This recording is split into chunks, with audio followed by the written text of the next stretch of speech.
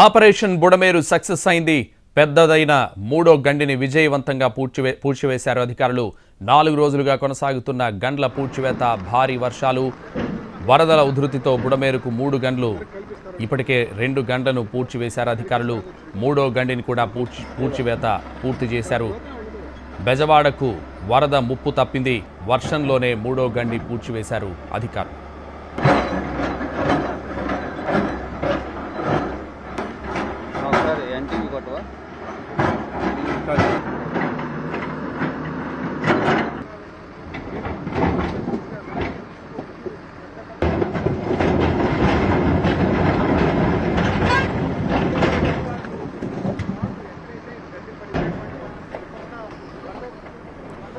Operation Budameru success అయింది. పెద్దదైన మూడో గండిని విజయవంతంగా పూడ్చివేశారు అధికారులు. 4 రోజులుగా పాటు గండ్లను పూడ్చివేశారు.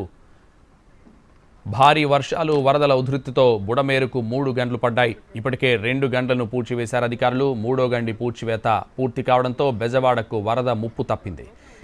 ఇదే విషయానికి సంబంధించి మరింత సమాచారం మా ప్రతినిధి రామ్ లైవ్లో అందిస్తారు. రామ్. సంతోష్, అయితే బుడమేరుకు సంబంధించినంత వరకు కూడా 3 గంటలలో 2 గంటలను పూర్తి చేశారు. మూడో గంటని ఇప్పుడే విజయవంతంగా పూర్తి చేసినటువంటి పరిస్థితి అయితే ఉంది.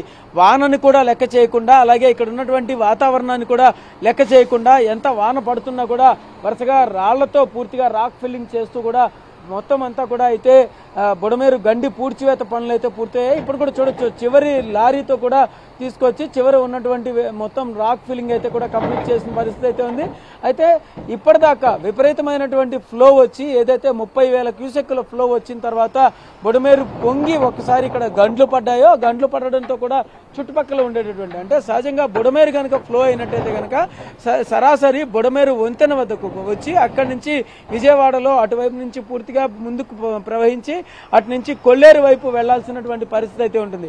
అయితే అటువంటి బుడమేరు ఇక్కడ మధ్యలో ఉన్నటువంటి ఏవైతే గట్లు ఉన్నాయో ఆ గట్లు తెగిపోయి, అంటే అటువైపు మనం చూస్తున్న ప్రదేశంలో ఏవైతే ఉన్నాయో అటుపక్కన కూడా మొత్తం 10 చోట్ల చిన్న చిన్న ముక్కలు తెగినటువంటి పరిస్థితి అయితే ఉంది. అయితే ఇటుపక్కన వరుసగా 3 గంటలు పడ్డాయి పెద్దవి. అందులో 2 గంటలను పూర్తి చేశారు ఇవాళ నిన్నటి వరకు. ఈరోజు మూడో గండిని కూడా పూర్తిగా కంప్లీట్గా ఫిల్ చేసినటువంటి పరిస్థితి అయితే ఉంది. అయితే దీని మీద తర్వాత మట్టిని ఫిల్ చేసుకుంటూ, అంటే ఇప్పటిదాకా ఒక లేయర్ వరకు రాళ్లు వేసుకుంటూ వెళ్ళారు. తర్వాత రెండో లేయర్, దీని పైన లేయర్ మీద కూడా రాళ్లు పరుచుకుంటూ వెళ్ళి మొత్తం రాళ్ళన్నీ కూడా ఫిల్ చేస్తారు. ఫిల్ చేసేసి కంప్లీట్గా దీన్ని బ్లాక్ చేసేసి కంప్లీట్గా, అంటే ఏంటంటే ఇంకా ఇక్కడి నుంచి మళ్ళీ ఒకవేళ గండి పడదే అవకాశం లేకుండా దీన్ని పూర్తి చేసేసి ప్రస్తుతం నీరు లోపలికి రాకుండా చూసేటటువంటి పరిస్థితి అయితే చేస్తున్నారు. అయితే చుట్టుపక్కల ఏవైతే లీకులు ఉన్నాయో ఆ లీకులకు సంబంధించినంత వరకు కూడా వాటిని క్లోజ్ చేయడానికి మట్టిని ఏర్పాటు చేసి ఆ మట్టి ద్వారా మొత్తం లీక్లన్నింటినీ కూడా క్లోజ్ చేసేటందుకైతే అన్ని జాగ్రత్తలు తీసుకుంటున్న పరిస్థితి అయితే ఉంది. ఇదంతా కూడా ఈరోజు సాయంత్రానికి కంప్లీట్గా, అంటే ఇప్పటిదాకా గండిని ఆపేశారు.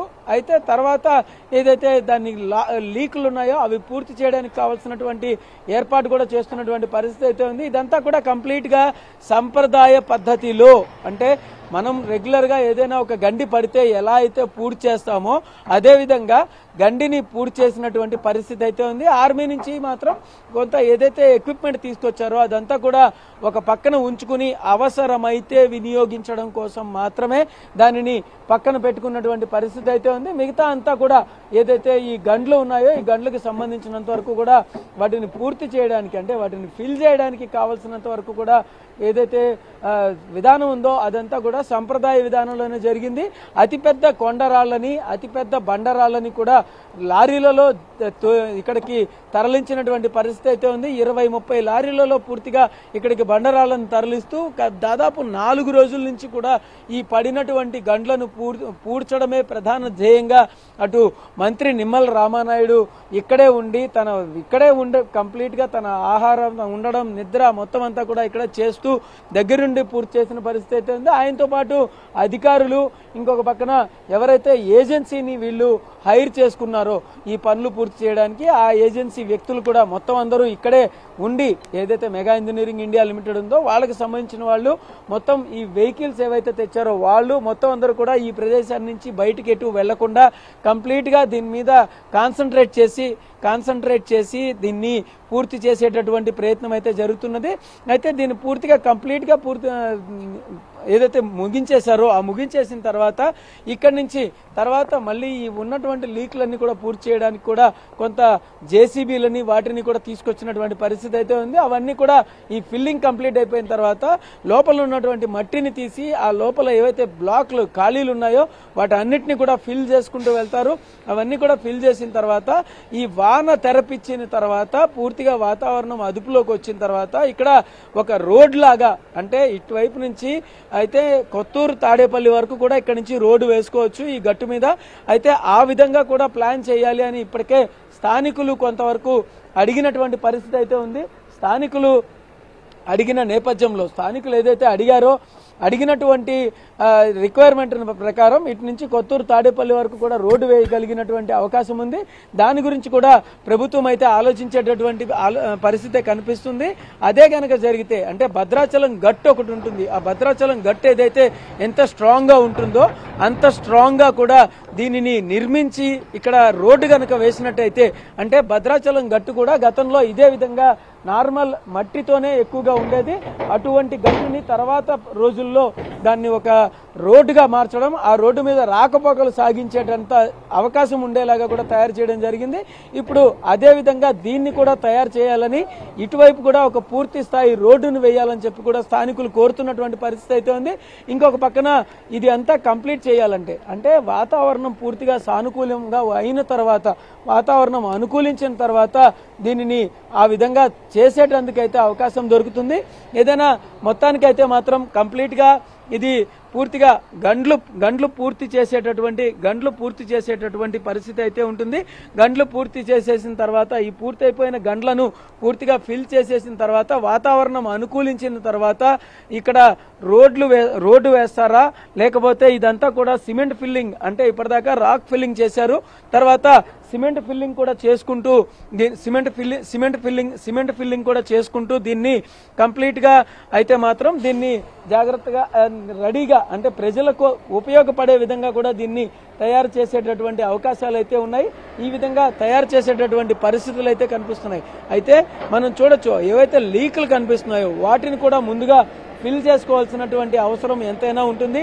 అవి ఫిల్ చేసుకున్న తర్వాతే ఖచ్చితంగా అది రోడ్డుగా మార్చడానికి అవకాశాలు కూడా ఎక్కువగా వస్తాయి. అయితే ఈ బుడమేరుకు మరోసారి గండి పడకుండా ఉండే విధంగా కూడా అయితే అధికారులు కానీ ఇటు మంత్రులు కానీ అన్ని రకాల జాగ్రత్తలు తీసుకుని పూర్తి స్థాయిలో చర్యలు అయితే తీసుకుంటున్నటువంటి పరిస్థితి అయితే ఉంది.